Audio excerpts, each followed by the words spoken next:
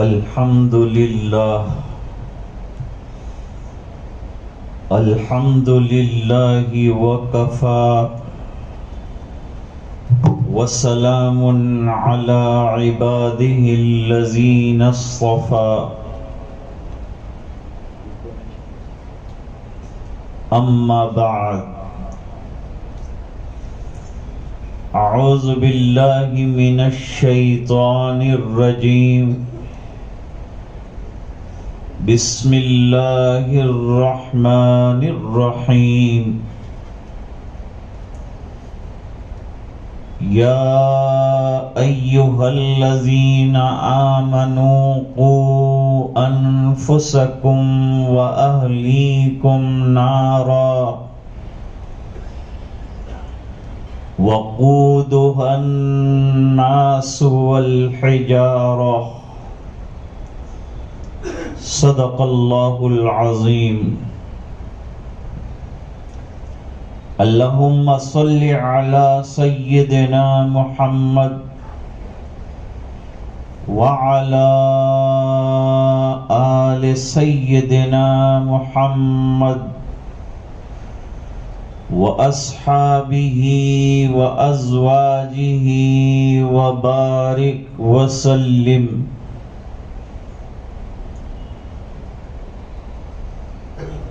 بزرگوں اور دینی بھائیوں اور پس پردہ سن رہی دینی ماں بہنوں،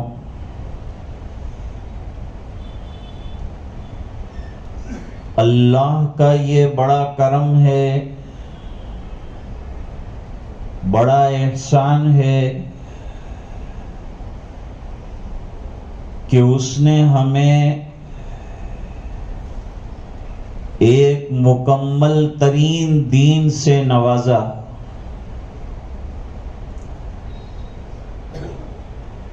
اور اس میں نہایت مکمل تعلیمات رکھیں.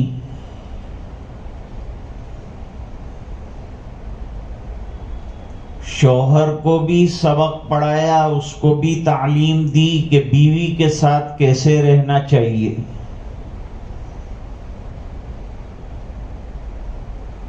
اور قرآن کریم میں اعلان فرمایا وَعَاشِرُوهُنَّ بِالْمَعْرُوفِ، عورتوں کے ساتھ اچھا سلوک اور حسن سلوک کیا جائے. ایک حدیث شریف میں فرمایا کہ یہ خواتین جو اپنے ماں باپ کے گھر سے نکل کر تمہارے یہاں آئی ہیں، یہ ماں باپ کی امانت ہیں. یہ امانت کا خیال رکھا جائے اور اس میں خیانت نہ کی جائے. مطلب یہ ہے کہ ان کے سلسلے کے جو حقوق ہم پر عائد ہوتے ہیں ان تمام حقوق کو بجا لایا جائے.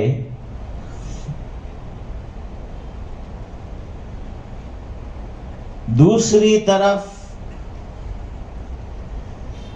بیویوں سے یہ کہا گیا کہ الرجال قوامون علی النساء، مردوں کو تمہارے گھر کا سربراہ بنایا گیا ہے، ان کو بڑا مان کر ان کی باتوں کو مان کر چلو. شوہر کو کہا گیا کہ بیوی کی دینی تربیت کرنی ہے، اور بیوی سے کہا گیا کہ بچوں کی تعلیم اور تربیت کا خیال رکھنا ہے. اور گھر کے ماحول کو نہایت عمدہ اور دیندار بنانا ہے.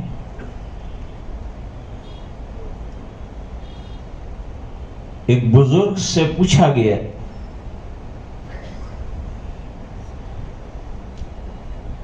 ایک صاحب نے ذرا بے تکلفی تھی سوال کیا، حضرت میں چاہتا ہوں کہ میری اولاد نیک صالح بنے، نمازی ہو، دیندار ہو، شریعت کی پابند ہو، تو مجھے کیا کرنا چاہیے؟ ایسا کوئی فارمیولا ہے، ایسا کوئی عمل ہے کہ جس کے کرنے کی وجہ سے میری اولاد نیک ہو جائے؟ حضرت نے بڑا اچھا جواب دیا کہ ہمارے پاس ایسی کوئی جادوئی چھڑی نہیں ہے کہ سر پر بچوں کے گھما دی اور وہ نیک ہو گئے. اس کے لیے محنت کرنی پڑے گی، اور محنت کا میدان خود ماں باپ کو بننا پڑے گا. ماں باپ اگر نیک صالح رہیں گے تو اولاد بھی نیک ہوگی، اور ماں باپ اگر نمازی رہے تو انشاءاللہ اولاد بھی نمازی ہوگی. مائیں اگر گھر میں پردہ کرتی ہیں تو بچیاں بھی پردہ کرنے والی، برقع پہننے والی ہوں گی. ماں اگر گھر میں تلاوت کرتی ہے تو اس کے نتیجے میں اولاد بھی تلاوت کرے گی، بچے بھی تلاوت کریں گے. تلاوت کا ماحول بناؤ.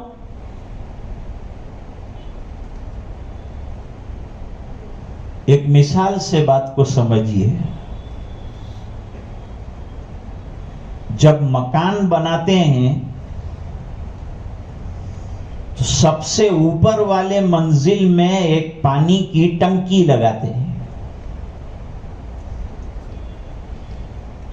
وہاں سے پھر پائپ کھینچے جاتے ہیں باتھ روم میں، کچن میں، ٹوائلٹ میں، جہاں جہاں ضرورت ہوتی ہے وہاں وہاں وہ پانی پہنچایا جاتا ہے.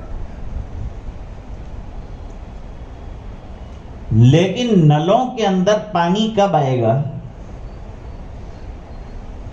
ظاہری بات ہے کہ جب ٹنکی میں پانی ہوگا تو نل میں آئے گا. ٹنکی کا پانی سے لبریز ہونا ضروری. ماں باپ کی مثال ٹنکی کی طرح ہے. اگر ماں باپ کی زندگیوں میں دین بھرا ہوا ہے تو اولاد کی زندگی میں انشاءاللہ وہ دین آئے گا.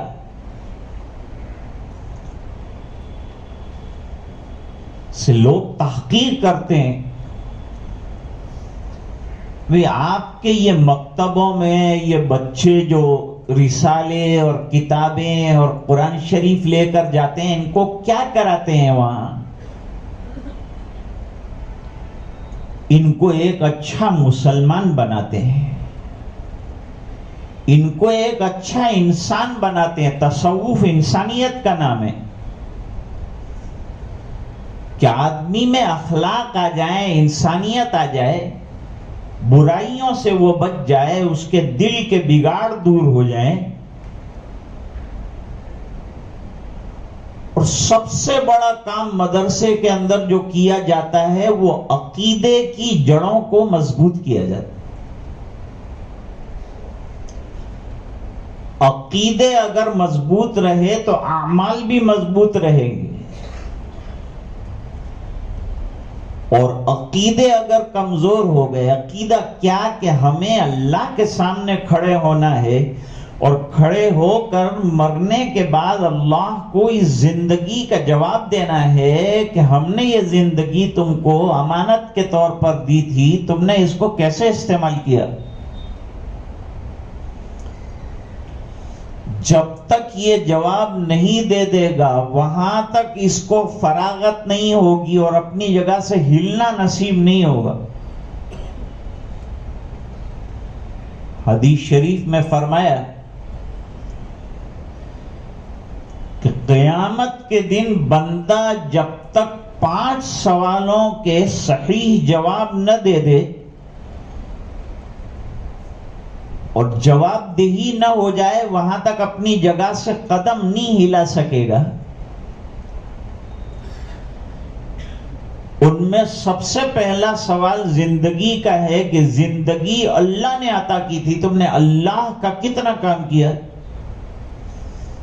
اللہ کے کام کا مطلب اللہ کے دین کا کام۔ اللہ نے جو نبی بھیجے، جو انبیاء بھیجے، جو رسول بھیجے، انہوں نے جو تعلیمات دی ہیں، ان تعلیمات پر تمہارا عمل کیسا رہا؟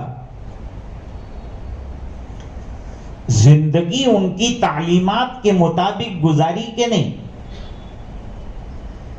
یہ سوال کیا جائے گا۔ نوجوانی کے بارے میں سوال کیا جائے گا۔ جوانی بہت بڑی نعمت ہے، اس کو غلط راستے میں خرچ کر سکتے ہیں، صحیح راستے میں لگا سکتے ہیں۔ تو نوجوانی کو کہاں یوٹیلائز کیا ہے اپنے؟ نوجوانی کو اللہ کے دین کے لیے لگایا، اللہ کے گھر کے لیے لگایا، قرآن کے لیے لگایا، اچھے احکام کے لیے لگایا، گناہوں سے اپنے آپ کو بچایا، فواحش سے بچایا۔ موجودہ دور فواحش کا دور ہے۔ آج ہماری بچیاں غیروں کے ساتھ بھاگ جا رہی ہیں۔ ایک رپورٹ کے مطابق 40,000 مسلمان لڑکیاں غیروں کے ساتھ چلی گئی۔ اس میں کمزوری ہماری بھی ہے۔ ہماری کمزوری یہ ہے کہ ہم خود دیندار نہیں بنتے اور گھر کے ماحول کو دیندار نہیں رکھتے۔ ہم اپنی اولاد کی فکر کرتے ہیں، کوئی ماں باپ ایسا نہیں ہوگا جو اپنی اولاد کے فیوچر کے بارے میں نہ سوچتا ہو۔ ہر ماں باپ سوچتے ہیں کہ میرے بچے یا بچی کا مستقبل روشن ہونا چاہیے، چمکدار ہونا چاہیے، برائٹ فیوچر ہونا چاہیے۔ میرے بعد کوئی مجھے گالی دینے والا نہ ہو کہ کیسی اولاد چھوڑ کر گیا، کہ بدکاریاں کر رہے ہیں، برائیاں کر رہے ہیں، ماں باپ کے نام بدنام کر رہے ہیں۔ ایسا کوئی نہیں چاہتا، لیکن اس کے لیے ہماری توجہ جو جاتی ہے وہ دنیاوی تعلیمات کی طرف جاتی ہے کہ ہم بچے کو اچھے سے اچھا ایجوکیشن دیں۔ تکلیف کی بات یہ ہے کہ دین کے ایجوکیشن کو لوگ ایجوکیشن نہیں سمجھتے ہیں۔ حکومت بھی یہ سمجھتی ہے کہ یہ تو ملا مولوی بناتے ہیں، حالانکہ مدرسے کا پڑھا ہوا اور مکتب کا پڑھا ہوا ایک بہترین مسلمان بنے گا، ایک بہترین انسان بنے گا، سماج کی جس کو ضرورت ہے ایسا انسان بنے گا۔ وہ مکتب جو ہے نا ایک فیکٹری ہے، یہاں مردم سازی کا کام اور انسانیت سازی کا کام اور اخلاق عالیہ سکھلانے کا کام اور بچوں کو ملک کے، ملت کے، دین کے، اولاد ماں باپ کے کام کا بنانے کی محنت کی جائے۔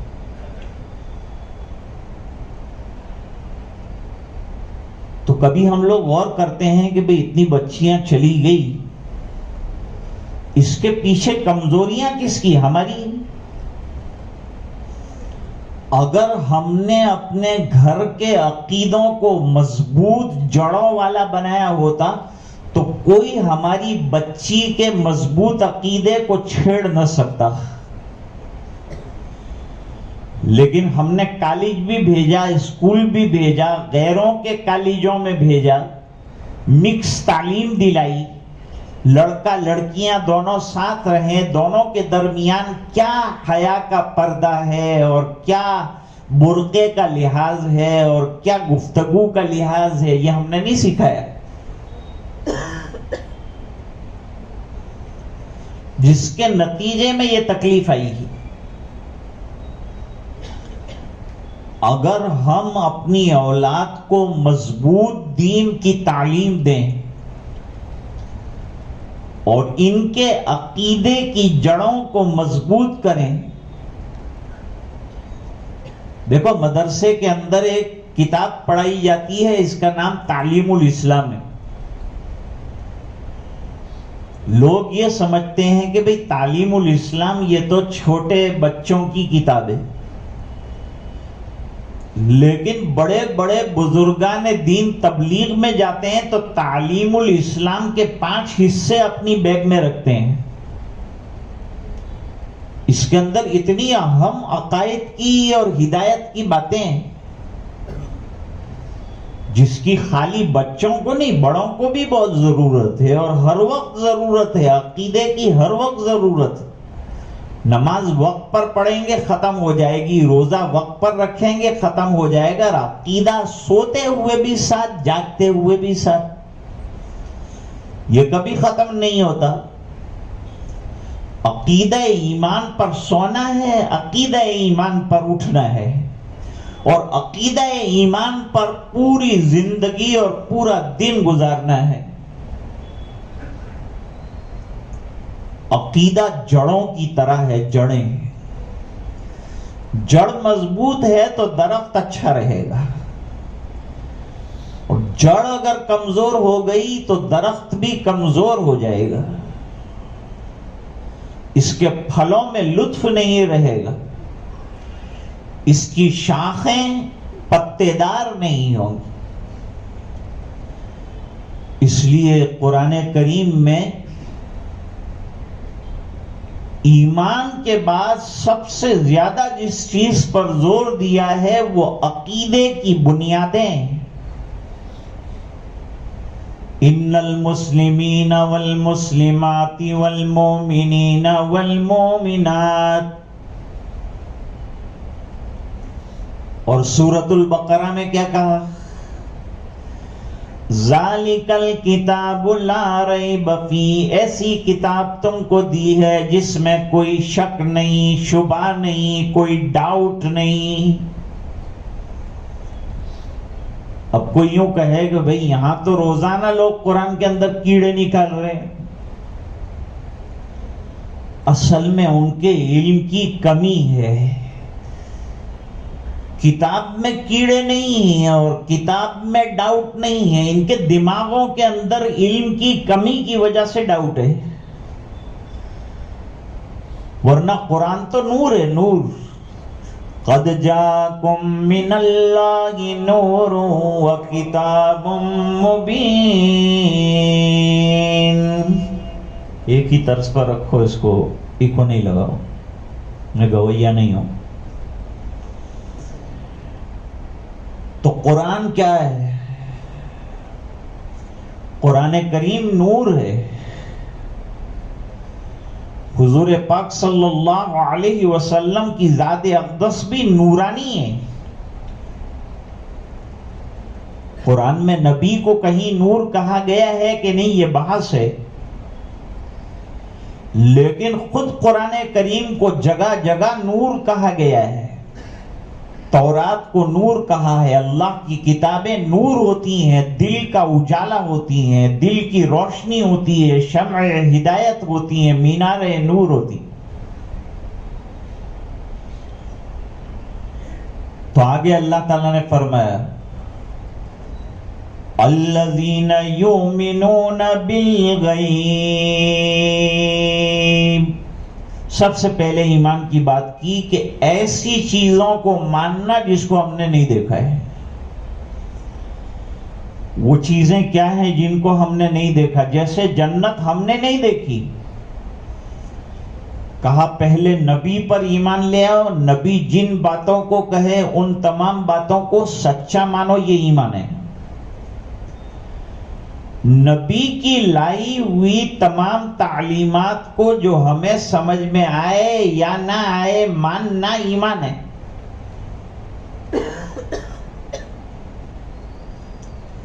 ظاہری بات ہے. کہ جنت ہم نے نہیں دیکھی، لیکن نبی نے کہا میں نے جنت بھی دیکھی ہے، جہنم بھی دیکھی ہے، وہاں کے عذاب جہنم کے دیکھے ہیں، جنت کی نعمتیں بھی دیکھی ہیں۔ تو ایمان والا مان لے گا، مان جائے، اسی کا نام ہے ایمان، بلا ضرورت آرگیومنٹ نہ کرے۔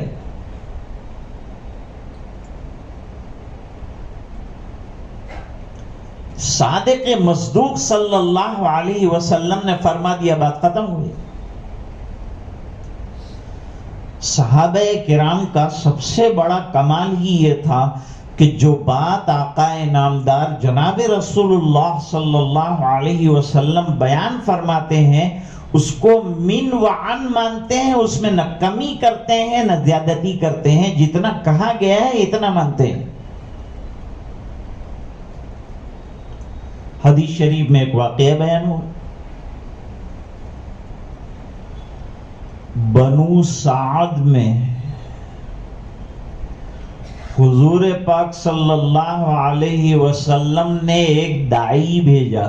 داعی کا کام دین کی دعوت، دین کی دعوت یہ کہ بھئی اللہ کی طرف آؤ، اللہ کی طرف رجوع کرو، اللہ کے دین کو اختیار کرو، ایک اللہ کو مانو، ایک اللہ کی عبادت کرو، یہ دعوت ہے۔ ہماری دعوت یہ ہے، دعوت سادہ ہے، کوئی نئی بات نہیں اس میں۔ اور یہ دعوت ہر مومن کو دینے کے لیے کہا ہے کہ ہر ایمان والا اپنے بھائی کو یہ دین کی دعوت دے، اللہ کے بندوں کو دین کی طرف بلائے۔ بنو سعد میں جا کر حضور کے دین کی دعوت، دور دور جاتے تھے صحابہ حضور کے کہنے پر اور دعوت دیتے تھے، دعوت دے دی۔ اب یہ دعوت کو ویریفائی کرنے کے لیے، کیونکہ اکیلا ایک دائی گیا تھا، جماعت نہیں گئی، ایک ہی دائی گیا تھا، وہاں سے انہوں نے اپنے ایک بھروسے کے آدمی کو بھیجا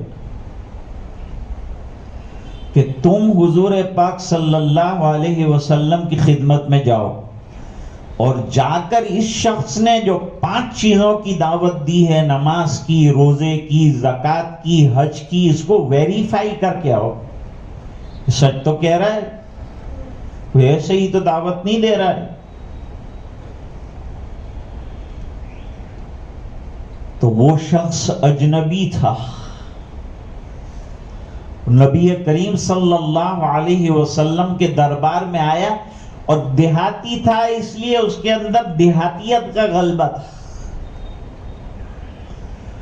اس نے آ کے کہا میں ذرا سختی سے سوال کروں گا لیکن آپ برا مت ماننا، نبی کریم صلی اللہ علیہ وسلم تو اخلاق کے پیکر ہیں۔ کہا کوئی بات نہیں، سختی سے پوچھو، کیا پوچھنا ہے؟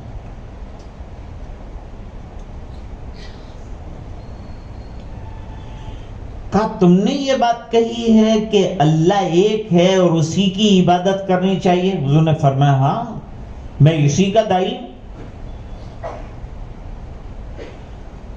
یہ دعوت دینے کا حکم آپ کو اللہ نے دیا ہے؟ کہا اچھا آپ اللہ کی طرف سے مبعوث کیے گئے ہو؟ کہا جی بالکل مبعوث کیا گیا ہوں۔ اچھا کیا آپ نے یہ بات کہی ہے کہ دن رات میں مرد عورت پر، بالغ بالغہ پر 5 وقت کی نمازیں فرض ہیں؟ کہا جی میں اس کو کہتا ہوں، 24 گھنٹے میں 5 وقت کی نماز فرض ہے، کمپلسری، اور جو اس کو بجا لاتا ہے اس کو سچا مسلمان کہتے ہیں۔ بہت اچھی بات۔ زکوٰۃ دینے کے بارے میں آپ کیا فرماتے ہیں؟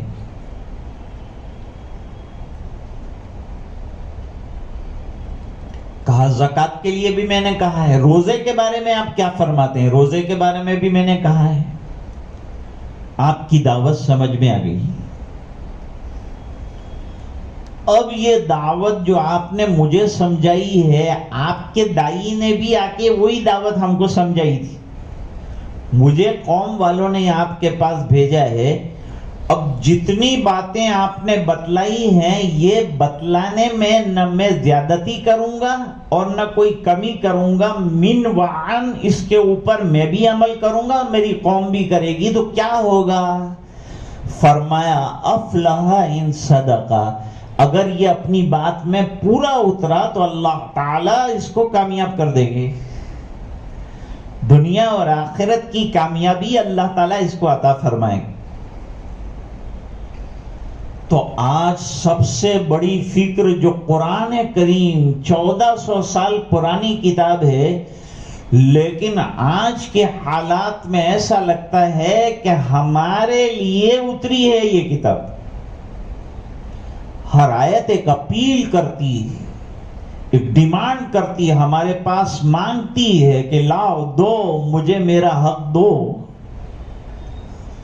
اللہ نے فرمایا یا ایھا الذین آمنوا قوا انفسکم واہلیکم نارا، اے ایمان والو اپنے آپ کو بھی آگ سے بچاؤ۔ ہمارے چاروں طرف گناہوں کی آگ جل رہی ہے، آنکھوں کے گناہ، بے پردگی کے گناہ، شرمگاہوں کے گناہ، عریانیت کے گناہ، ننگے پن کے گناہ، چاروں طرف۔ اخبار میں نظر ڈالو تو آپ کو گناہ ملیں گے، موبائل میں نظر ڈالو تو آپ کو گناہ ملیں گے، ٹیلی ویژن میں نظر ڈالو تو گناہ ملیں گے، چاروں طرف گناہوں کا ایک الاؤ ہے جو جل رہا ہے۔ اور اللہ فرماتے ہیں یہ آگ سے اپنے آپ کو بچاؤ، ہر گناہ آگ ہے، اس سے اپنے آپ کو بچاؤ، اور خالی اپنے آپ کو نہیں اپنی فیملی ممبرز کو بھی بچاؤ۔ اور میں کہہ رہا تھا کہ آج ہم لوگ، ہماری اولاد دنیاوی اعتبار سے اچھا ایجوکیشن حاصل کرے اس کی فکر کرتے ہیں، منع نہیں ہے، اچھا پڑھاؤ، اچھی تعلیم دو، اچھا ایجوکیشن دو، ڈاکٹر بناؤ، لائر بناؤ، کوئی منع نہیں کرتا اسلام، لیکن اس کو ایک اچھا مسلمان بھی بننا ہے، اس کو نمازی بھی بننا ہے، اس کو دیندار بھی بننا ہے، اس کو قرآن پڑھنے والا بھی بننا ہے، اس کو گناہوں سے بچنا بھی ہے، اس کو داڑھی بھی رکھنا ہے، اس کو شرعی لباس بھی پہنانا ہے۔ یہ بھی ہماری ذمہ داری میں آتا ہے کہ ہم اپنی اولاد کی فکر کریں تو خالی دنیا کی فکر نہ کریں بلکہ دین کی خاص طور پر فکر کریں، کیونکہ دین کو لوٹنے والے لٹیرے بہت ہیں، دنیا کو کوئی لوٹنے والا نہیں۔ آج پوری دنیا اس کے پیچھے پڑی ہوئی ہے کہ کس طرح سے ہمارا ایمان ہم سے لے لے، کیونکہ اگر ہم لوگ کچھ ہیں تو ایمان کی وجہ سے ہیں، ہماری کوئی حیثیت بنتی ہے تو ایمان کی وجہ سے، ورنہ انسان تو دنیا میں کروڑوں کی تعداد میں رہ رہے ہیں، لیکن ان کے درمیان اور ہمارے درمیان فرق ایمان کا ہے کہ اللہ نے ہم کو ہیرا ایمان والا عطا فرمایا ہے، دولت ایمان والی عطا فرمائی ہے، بڑی قیمتی چیز ہے۔ اور ظاہری بات ہے کہ اس کے لیے محنت کرنی پڑے گی۔ مجھے ایک بزرگ کی بات یاد آتی، انہوں نے فرمایا کہ بھئی ہم لوگ یہ فکر تو کرتے ہیں کہ ہمارے مرنے کے بعد ہماری اولاد کا کیا ہوگا دنیا میں، لیکن کیا ہم لوگ یہ فکر کرتے ہیں کہ ہماری اولاد کے مر جانے کے بعد آخرت میں ان کا کیا ہوگا؟ فکر تو یہ کرنی چاہیے کہ بھئی یہ بھی میری رسپانسبلٹی اور میری جواب دہی کے اندر آتا ہے کہ میں اپنی اولاد کو آخرت کی فکر والا بناؤں۔ اب میں آپ کو ایک واقعہ سناؤں گا، اور وہ واقعہ ہی اصل میں بیان کرنا تھا، اس کے لیے چھوٹی سی تمہید پہلے قائم کی۔ بزرگان دین جو باتیں اور جو واقعات لکھتے ہیں، وہ واقعات میں بڑی حکمتیں ہوتی ہیں، بڑا فلسفہ اور واقعہ معمولی ہوتا ہے لیکن نتیجہ اس سے وہ بڑا عمدہ نکلتے ہیں. مفکر اسلام حضرت مولانا ابو الحسن علی صاحب ندوی رحمت اللہ علیہ کو کون نہیں جانتا؟ مسلمان کا بچہ بچہ جانتا ہے. ان کی تعلیمات، ان کی کتابیں، ان کی تصنیفات علماء کے پاس. اور یہ واحد شخصیت ہیں کہ جن کی صلاۃ جنازہ مدینۃ المنورہ میں بھی حرم میں پڑھی گئی اور مکۃ المکرمہ کے حرم میں بھی صلاۃ جنازہ پڑھی گئی. ان کے یہاں صلاۃ جنازہ غائبانہ پڑھتے ہیں تو پڑھی گئی. یہ واحد شخصیت ہے. کلید برداری کی ذمہ داری بھی ڈالی گئی تھی ان کے اوپر. عرب کے علماء بھی بڑا اعتبار کرتے تھے، بڑا اعتماد کرتے تھے، اور ان کے مضامین کو بہت غور سے پڑھا جاتا تھا. ان کی کتابیں عرب میں بہت مقبول تھیں. انہوں نے ایک چھوٹا سا واقعہ لکھا ہے. واقعہ کتنا سادہ سا ہے لیکن نتیجہ کتنا بڑا نکالا ہے یہ دیکھیے.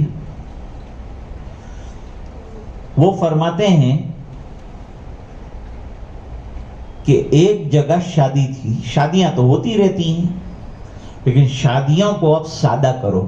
حالات ایسے آ گئے کہ ہم زیادہ خرچے نہ کریں، کم سے کم خرچ کے اندر شادیاں کریں، فضول خرچی نہ کریں، اسراف نہ کریں، اپنا پیسہ بچاؤ اور اپنی اولاد کو دین کی تعلیم اور تربیت کے لیے لگاؤ. تو شادی تھی ایک جگہ. شادی میں مردوں کا تو کچھ کام ہوتا نہیں.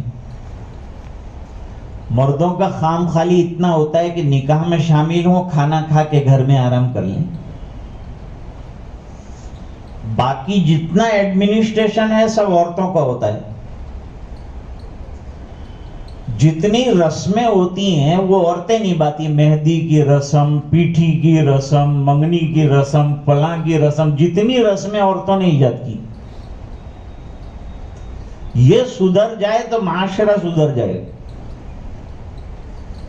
مرد کیا ہے بیچارے، تو نیک سالے کتنے اچھے لوگ یہاں بیٹھے ہیں دیکھیے.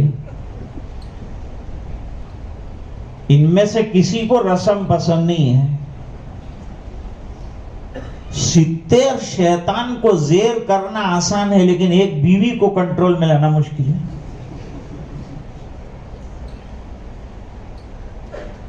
اب عورتیں ادھر دوڑ رہی ہیں، ادھر دوڑ رہی ہیں، ادھر جا رہی ہیں، ادھر جا رہی ہیں، کوئی سامان لا رہی ہیں، کوئی تحفے، کوئی جہیز. یہ تمام چیزیں، جہیز بھی ایک لعنت بن گیا ہے ہمارے سماج کے لیے. ایک عورت کو بیچ میں بیٹھا ہوا دیکھا، بیچ میں بیٹھی ہے ٹیک لگا کر اور چہرہ اداس، چہرہ بالکل غمگین ہے. لیکن وہاں ہر عورت اپنی فکر میں ادھیڑ بن میں لگی ہوئی ہے. وہ اس کو کون دیکھتا کہ یہ غمگین ہے؟ اس کے غم کو کون چکھتا؟ لیکن ایک تجربہ کار عورت وہاں سے گزر رہی تھی. اس تجربہ کار عورت نے دیکھا کہ یہ عورت بڑی گمسم اور بالکل محفل میں جیسے گم ہو گئی.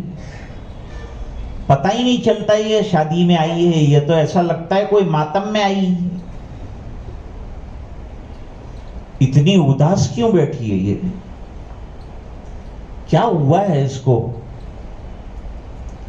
چلو چل کر پوچھنا چاہیے. بیٹھ گئی پاس اور پاس بیٹھ کر سوال کیا کہ آپا جان بتائیے آپ کو کیا تکلیف ہے؟ کامہ میں آپ کو بتاؤں گی تو آپ کو سمجھ میں بھی نہیں آئے گا، تو بتانا بیکار ہے. کہا بتاؤ شاید میں کوئی کام آ جاؤں. بھائی مسلمان تو وہ ہے جو دوسرے کے کام آئے. ایک مومن دوسرے مومن کے کام آنے والا بنے، مددگار بنے، یہ ہے ایمان والے کا کام. تو ہو سکتا ہے میں بھی تمہاری مددگار بن سکوں، کچھ مدد ہو جائے تمہاری میری طرف سے، شاید آپ کو کوئی اچھا مشورہ میری طرف سے مل جائے۔ تو اس نے بیچاری نے منہ کھولا، اس نے کہا کہ شادی کی ہما ہمی ہے، گہما گہمی ہے، چاروں طرف جو ہے نئے لباس پہن کر عورتیں دوڑ رہی ہیں، میک اپ کر کے دوڑ رہی ہیں۔ پہلے تو لڑکیاں میک اپ کرتی تھی، اب تو لڑکے بھی میک اپ کرنے جاتے ہیں۔ ایک جگہ میں نکاح پڑھانے گیا، دلہا غائب تھا، میں نے کہا دلہا صاحب کہاں ہے؟ کہا میک اپ کرنے گئے۔ ارے بھائی، مرد کی تو سنت کے اندر میک اپ ہے، عورت کا میک اپ کثرت سے سجدے کرنا ہے۔ سائنٹسٹ لکھتے ہیں کہ جب آدمی سجدہ کرتا ہے تو بلڈ جتنا ہوتا ہے وہ فیس کے اندر آ جاتا ہے، سرکیولیٹ ہوتا ہے۔ اس لیے اللہ والوں کو دیکھا ہوگا 80 سال کی عمر میں ان کا چہرہ تمتماتا ہوا نظر آتا ہے، بالکل چمکتا دمکتا چہرہ۔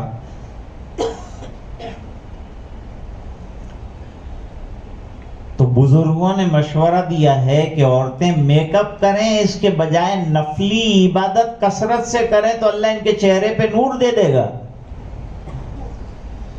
اور یہ قدرتی نور ہوگا، بنانے کی ضرورت نہیں۔ یہ جو بناتے ہیں یہ تو بگڑ جاتا ہے، ختم ہو جاتا ہے، خرچہ بھی ہوتا ہے، چہرہ بھی بگڑ جاتا ہے۔ اور وہ جو سجدوں سے چہرہ نورانی ہوگا وہ تو بڑھتا ہی جائے گا، بڑھتا ہی جائے گا، اس کی تابانی کچھ اور ہی ہوگی، اور وہ اللہ کو پسند آئے گا۔ کہ یہ تو بیچاری اپنی اپنی دھن میں پڑی ہیں، میں ایک فکر میں لگی ہوں۔ میں جب گھر سے نکلی، میرا ایک چھوٹا بچہ ہے، وہ چھوٹے بچے کو میں سلا کر نکلی ہوں، میرا شوہر کام پر گیا ہے، میرا بچہ ایک قالین کے اوپر سو رہا تھا، مجھے شادی میں آنے کی جلدی تھی۔ اب مجھے ایک بات یاد آ رہی۔ کیا بات یاد آ رہی؟ میرے لڑکے کے پاس ایک ماچس باکس رکھا ہے، اور مجھے فکر یہ ہے کہ یہ بچہ اٹھے گا تو وہ ماچس کا باکس اٹھا لے گا اور پھر اندر سے دیا سلائی نکال کر جلائے گا، پھر وہ تو چھوٹا ہے تو گھبرا جائے گا، جب گھبرا جائے گا تو وہ دیا سلائی جو ہے وہ قالین پر چھوڑ دے گا، جو قالین پر چھوڑ دے گا تو قالین کو آگ لگ جائے گی، نتیجتاً میرا بچہ جو ہے جل کے مر جائے گا۔ مجھے یہ فکر کھا رہی ہے۔ دروازہ کیسا کیا ہے تو نے؟ کہا دروازہ تو میں بند لاک کر کے آئی ہوں، اس لیے مجھے زیادہ ڈر ہے، میرا بچہ آگ میں جل نہ جائے، میرا بچہ ہلاک نہ ہو جائے۔ ایک بات پر غور کرو، کسی کا کتنا بھی نافرمان بچہ ہو، لیکن اگر وہ قید کے اندر چلا گیا، قید خانے میں گیا، ماں باپ گھر پہ کھانا نہیں کھا سکے گے، اگرچہ وہ ماں باپ کا نافرمان تھا لیکن تھا بیٹا، تھی اولاد، اس لیے ماں باپ فکر مند رہیں گے کب میرا بچہ قید خانے سے چھوٹ جائے، کب اس کو سلاخوں سے پیچھے چھٹکارا ملے۔ مجھے یہ فکر ہے کہ مکان جل جائے دوسرا اللہ دے دے گا، مال ختم ہو جائے دوسرا مال مل جائے گا، لیکن بچہ جل جائے گا تو زندہ رہے گا کہ نہیں رہے گا یہ نہیں کہہ سکتے۔ تو اس ادھیڑ عمر کی عورت نے بات سمجھائی کہ آپ کو جو خیال آ رہا ہے آپا جان، یہ تو پاسیبلٹیز ہیں، امکانات ہیں، کہ اگر اس نے اٹھایا، اگر اس نے جلایا، اگر اس نے دیا سلائی لے لی، یہ سب اگر کے ساتھ ہے. ہو سکتا ہے کہ اس کو ماچس باکس نظر ہی نہ آئے، نہ اس کو اتنی سمجھ آئے کہ وہ دیا سلائی جلا لے، اور وہ کوشش کرے تب بھی نہ جلے. لیکن عورت نے کہا میں تو بہت فکر مند ہوں، میری فکر تو نہیں جائے گی، میں تو میرے بچے کے لیے فکر مند ہوں کہ اس کو آگ کھا جائے گی. بس رک جاؤ یہاں. حضرت مولانا ابو الحسن علی صاحب ندوی رحمت اللہ علیہ فرماتے ہیں ایک ماں دنیا کی خوشی حاصل کرنے کے لیے شادی میں اپنے رشتہ داروں کے یہاں پہنچی ہے، لیکن شادی کی خوشی میں وہ شامل نہیں ہو سک رہی ہے. اسے اپنی اولاد کا دنیا کی آگ میں جل جانا پریشان کر رہا ہے. فرمایا اتنا ہمیں اپنی اولاد کے آخرت کے بارے میں، جل جانے کے بارے میں فکر مند ہونا چاہیے. جیسی وہ ماں اپنے بچے کے لیے فکر مند ہے کہ میرا بچہ آگ میں نہ جل جائے، ہم میں سے کوئی کیا یہ فکر کرتا ہے کہ میری اولاد میرے بعد جہنم میں اگر ڈال دی گئی تو میں کیسے جنت میں اچھی طرح سے رہ سکوں گا، کیسے پرسکون طریقے پر زندگی گزار سکوں گا؟ اس لیے اللہ تعالیٰ فرماتے ہیں اے ایمان والو، خطاب ایمان والوں کو کرتے ہیں اس بنا پر کہ ماننے کا جذبہ اگر ہے تو کن کے اندر ہے؟ ایمان ماننے کا نام ہے، یقین کا نام ہے. جو باتیں سرکار لے کے آئے اس کو دل سے مان لینا اور یقین کر لینا اور اس کے مطابق عمل کر لینا، اس کا نام ایمان ہے. خالی جان لینے کا نام ایمان نہیں ہے. ایمان کی تعریف کی ہے علماء نے، تصدیق ما جاء بہ الرسول صلی اللہ علیہ وسلم. جن چیزوں کو لے کر آقا نامدار تشریف لائے ہیں اور دنیا میں آئے ہیں اور وہ تعلیمات ہم کو دی ہیں، وہ تعلیمات کو من وعن مان لینا اور دل کی گہرائیوں سے مان لینا، اور ماننے کے بعد اس پر عمل پیرا ہو جانا، اس کی خلاف ورزی نہ کرنا. ایک اور واقعہ آپ کو سنا کر بات ختم کرتا ہوں.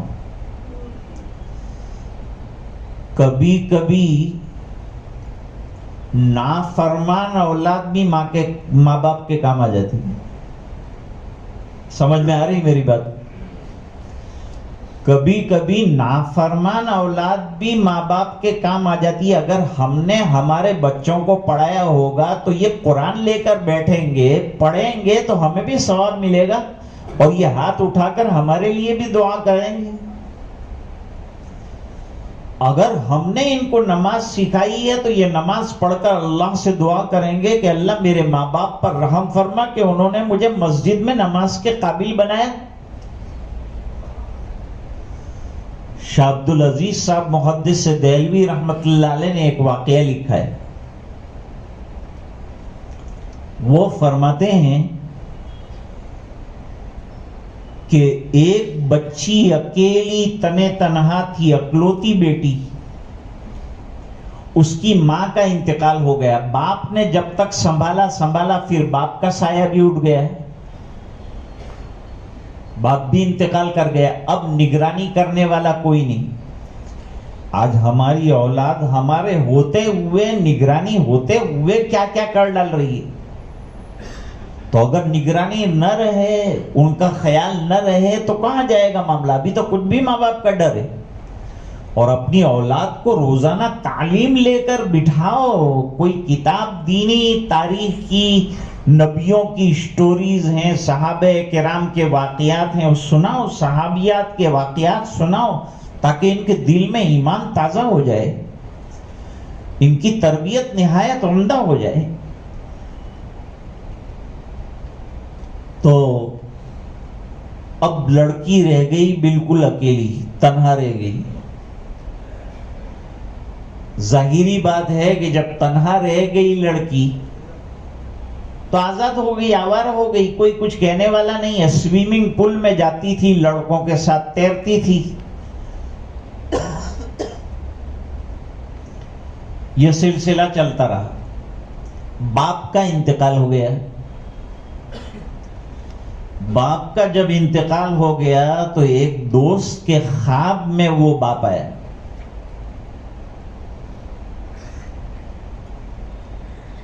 اور باپ کا حال آخرت میں بہت خراب تھا. برزخ کا عالم بڑا بھیانک ہوتا ہے. حدیث میں فرمایا کہ قبر میں نکیرین آئیں گے. نکیرین یعنی جو ایمان والا نہیں ہے اس کے قبر میں اجنبی قسم کے ڈراؤنے فرشتے آئیں گے سوال پوچھنے کے لیے. اور جو ایمان والا انتقال کر جائے گا اس کو پوچھنے کے لیے بشیر اور مبشر آئیں گے. اچھی شکل والے فرشتے آئیں گے ایمان والوں کو سوال پوچھنے کے لیے کہ ان کا دل خوش ہو جائے گا دیکھ کر، صحیح جواب دے دے گی. باپ کا حال بڑا خراب ہے، برزخ کے اندر عذاب میں مبتلا ہے. اس نے دوست سے کہا دوستی کا حق ادا کر. کیا حق ادا کروں؟ کہا میری ایک بیٹی فلان محلے میں رہتی ہے، اس کو جا کر کہے کہ مجھے ایصال ثواب کرے. جب وہ ایصال ثواب کرے گی تو ہو سکتا ہے کہ مجھے ثواب کی برکت سے یہ عذاب میں کمی آ جائے. اس کے لیے کچھ کر. اس نے کہا میں خواب میں کہا کہ میں کل ضرور جاتا ہوں، تیری بیٹی سے ملتا ہوں، مجھے کیا حرج ہے ملنے میں. تو بیٹی سے ملنے کے لیے نکلا. دوسرے دن محلہ پوچھا، ایڈریس پوچھا. لوگوں نے کہا وہ تو بڑی آوارہ لڑکی ہے بھائی، اس کا تو دین سے کوئی لینا دینا ہی نہیں ہے، وہ تو آوارہ لڑکوں میں رہتی ہے، بے پردہ رہتی ہے، پردے کا اس کو لحاظ نہیں ہے. ارے بھائی پردہ یہ تو عورت کی حفاظت کی چادر ہے. پردہ یہ تو حیا کا زیور ہے، عورت کے لیے قیمتی زیور حیا ہے، اور یہ پردہ حیا ہے. وہ بے حیا ہے، تیرے ساتھ برا سلوک کرے گی، مذاق اڑائے گی. تیری داڑھی ہے، ٹوپی ہے تو تیری مذاق اڑائے گی. کا مذاق اڑائے تو اڑائے، لیکن میرے کو جانا ہے اس کو. وہاں محلے میں کسی نے بتایا کہ وہ تو نوجوان لڑکوں کے ساتھ سوئمنگ پول میں گئی ہے، سمندر کے اندر. خیر کوئی بات نہیں، میں وہاں جاتا ہوں. لوگوں نے بہت سمجھایا کہ مت جاؤ، کچھ فائدہ نہیں. اس لڑکی بالکل آوارہ لڑکی ہے، کوئی فائدہ نہیں ہے اس کے پاس جانے کا. کہا نہیں، میں نے میرے دوست کو وعدہ کیا ہے، میں جاؤں گا. سمندر کے کنارے پر وہ لڑکی تیر رہی تھی سوئمنگ کاسٹیوم کے اندر. آواز دیا کہ اے لڑکی تو فلان کی بیٹی ہے. کہا میں اس کی بیٹی ہوں. بول کیا ہے؟ کہا تیرا باپ بہت تکلیف میں ہے. اس نے مذاق اڑائی اور پانی اٹھا اٹھا کر کے اس کے اوپر پھینکا اور خوب جو ہے ٹھٹھا کیا دوستوں کے ساتھ مل کر کے. دیکھو یہ میرے باپ کا بڑا ہمدرد آیا ہے.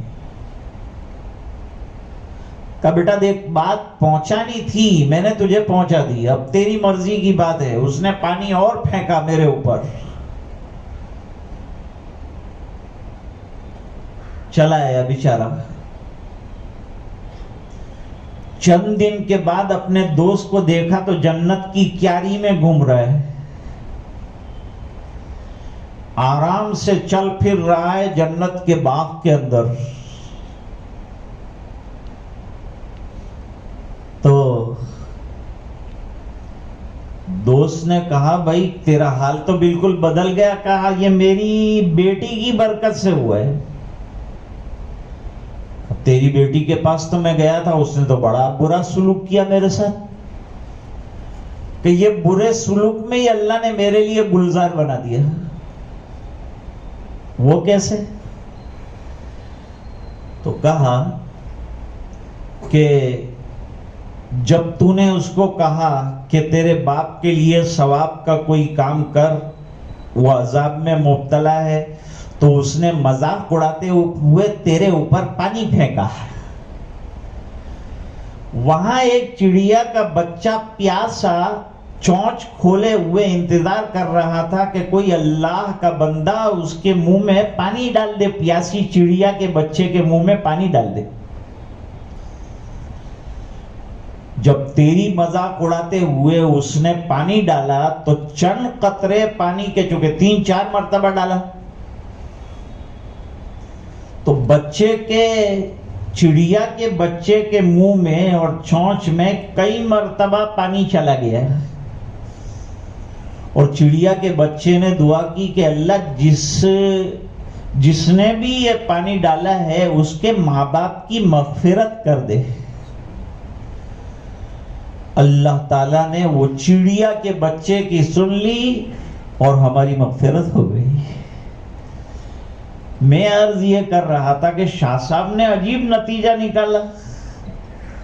نتیجہ یہ نکالا کہ دیکھو نافرمان اولاد کام آ گئی تو فرما بردار اولاد ہوگی، دیندار ہوگی، نیک ہوگی، ان کو نماز سکھایا ہوگا، دین سکھایا ہوگا تو یہ کتنی کام آئے گی آخرت میں، اپنے ماں باپ کے کام آئیں گے۔ جو بچے بلوغ سے پہلے چلے گئے وہ بھی ماں باپ کے لیے سفارشی بننے والے ہیں، اور جن کو ماں باپ چھوڑ کر چلے گئے ہیں اور وہ ماں باپ کے لیے دعائیں کرتے ہیں وہ کتنا کام آئے گا۔ تو آج کا ایک ہی پوائنٹ آپ کے سامنے مجھے رکھنا تھا، اور وہ پوائنٹ یہ تھا کہ ہمیں اپنے دین کی فکر کرنی ہے اور اپنی اولاد کی دین کی فکر کرنی ہے، اور گھر کے ماحول کو دینی ماحول بنانے کی کوشش کرنی ہے۔ میرے والد صاحب ایک بات سنایا کرتے تھے، فرماتے تھے کہ ایک بچے سے میں نے پوچھا کہ بیٹا تو نماز کیوں نہیں پڑھتا، تو اس نے جواب میں کہا کہ میرے ابا نماز نہیں پڑھتے۔ ابا نماز نہیں پڑھتے، تو پڑھا کر، مسجد آیا کر، نماز پڑھ لیا کر۔ جواب دیا کہ میری امی جان بھی نماز نہیں پڑھتی۔ میرے والد صاحب نے تجزیہ کیا اور بتایا کہ یہ بچہ یوں کہنا چاہتا ہے کہ میرے گھر میں نماز والا ماحول نہیں ہے، اس بنا پر میں نماز جو ہے وہ نہیں پڑھ رہا ہوں۔ ہمیں اپنے گھر کا ماحول بنانا ہے، اور یہ ماحول ہماری زندگیوں میں آ جائے اس کے لیے ہمیں دل کو فکر مند بنانا ہے، اور یہ فکر مند بنانے کے لیے تھوڑی دیر روزانہ اللہ کا ذکر ہونا چاہیے، اور نمازیں ہونی چاہیے، طاعت ہونی چاہیے۔ اب سے تھوڑی دیر تک ہم انشاءاللہ ذکر بھی کریں گے اور مراقبہ بھی کریں گے، اور اس کے بعد دعا بھی کریں گے۔